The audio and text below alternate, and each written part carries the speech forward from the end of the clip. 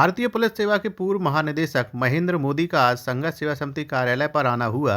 महेंद्र मोदी जल संरक्षण के प्रयासों के कारण जल गुरु के रूप में ही विख्यात हैं। वर्तमान में मोदी जल संरक्षण सलाहकार के रूप में प्रदेश सरकार का सहयोग कर रहे हैं। वर्ष 2008 में जब वे झांसी में पुलिस उप महानिरीक्षक के रूप में पदस्थ थे, तब उन्होंने जल संरक्षण को लेकर अपना प्रयास शुरू किया था।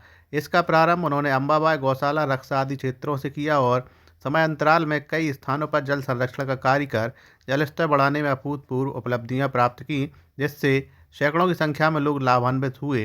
झांसी की बात वे अन्य जनपदों में भी निरंतर जल संरक्षण पर कार्य करते रहे एवं सेवानिवृत्त हो जाने के बाद लखनऊ में उन्होंने आधुनिक प्रयोगशाला का निर्माण कर जल संरक्षण, जल स्तर बढ़ाना और जल की शुद्धता पर काम किया।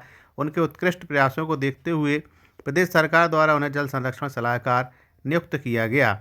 संघर्ष सेवा समिति कार्यालय पर जल संरक्षण के विषय पर चर्चा करते हुए महेंद्र मोदी ने बताया कि बुंदेलखंड जैसा सूखाग्रस्त क्षेत्र में जल स्तर बढ़ाना कठिन कार्य नहीं है।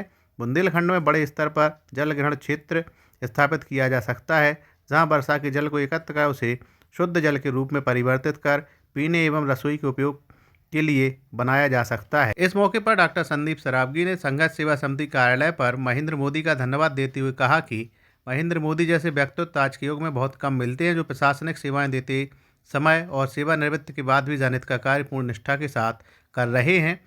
हम समाज सेवा के क्षेत्र में कार्य कर रहे हैं, लेकिन जब कभी ऐसे विषय हमारे समक्ष आते हैं तो यह कार्य करने में आनंद के साथ उत्साह भी मिलता है। महेंद्र मोदी जैसे ऊर्जावान लोगों के साथ काम करना हम सभी के लिए गौरव का विषय है।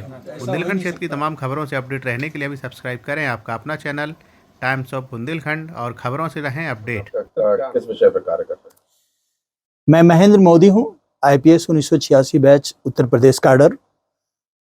4 साल पहले डीजीपी रैंक से उत्तर प्रदेश से सेवानिवृत्त हुआ और जल संरक्षण अभियान हमारा 2016 से झांसी से शुरू हुआ और 2008 से झांसी से शुरू हुआ, यानी 16 वर्षों तक, और ये अब पूरा राष्ट्रव्यापी चल रहा है।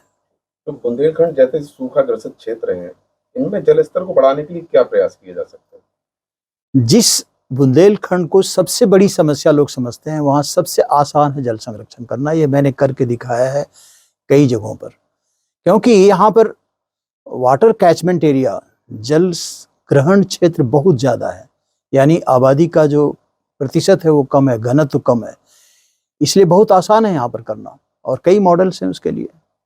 कई समस्याओं के लिए पुनर्जागरण काल आया, तो क्या अभी जो समय चल रहा है ऐसे जल समृद्धि के लिए पुनर्जागरण काल कहा जा सकता है? मेरे विचार से हाँ, मेरे मोदी मॉडल से जो मैंने विकसित किया है, जिसमें 8 मॉडल मैंने विकसित किया है, देश का जल संरक्षण के क्षेत्र में पुनर्जागरण काल आ चुका है। माननीय नरेंद्र मोदी जी जो हमारे प्यारे प्रधानमंत्री जी हैं, उनके आदेश को लागू करने के लिए ही मैंने ये सारे मॉडल विकसित किया है। जब मैंने 2012 में उनकी पुस्तक पढ़ी, Gujarat response to climate change, तो उसमें एक बात उसमें से पकड़ी और मैंने इसको बहुत सारे मॉडल विकसित कर दिए। तो इसीलिए अब मेरी पुस्तक ऐ मेरे प्यासे वतन, जो छप रही है दिल्ली में प्रभात प्रकाशन से, अब जब वो घर घर जाएगी और मैं प्रयास करूंगा कि हर भाषा में निकले, तो अब आप पढ़िए 2 चैप्टर, 2 बार पढ़िए, अपने घर में इंजीनियर बन गए, उसको लागू कीजिए, तो पुनर्जागरण काल तो आ गया। आदर्श सिंचाई के बारे में क्या कहेंगे? आदर्श सिंचाई के लिए एक तो ड्रिप इरिगेशन सिस्टम जो माननीय प्रधानमंत्री जी महेंद्र जी आए हुए हैं, क्या किस विषय में चर्चा हुई, क्या प्लान है? सबसे बड़ा बंधन अभिनंदन करते हैं हम भाई साहब का कि भाई साहब चूँकि आशीर्वाद देने के लिए संघर्ष सेवा समिति में आए, और यह बात पूरा बुंदेलखंड जानता है कि जो भी आदमी भाई साहब जैसा काम कर रहा है, देश को आगे बढ़ाने का काम कर रहा है, लोग बागों का हित का काम कर रहा है अपना समर्थ जीवन देकर, ऐसे लोगों के लिए तो हम लोग संघर्ष सेवा समिति के द्वार हमेशा खुले ही हैं।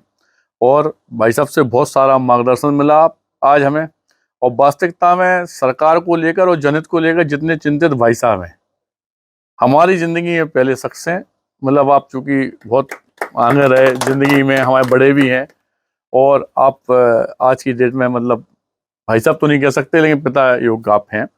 लेकिन जिस तरह का आपका संघर्ष है, इस तरह से हम बहुत ज़्यादा भाई साहब की सराहना करते हैं और इस बात का विश्वास दिलाते हैं कि भाई साहब का जब भी आदेश होगा, क्योंकि भाई साहब को बताना चाहते हैं कि हम लोगों ने भी साथ परिवार अपना जीवन समर्पित सिर्फ जन्नत में कर रखा है।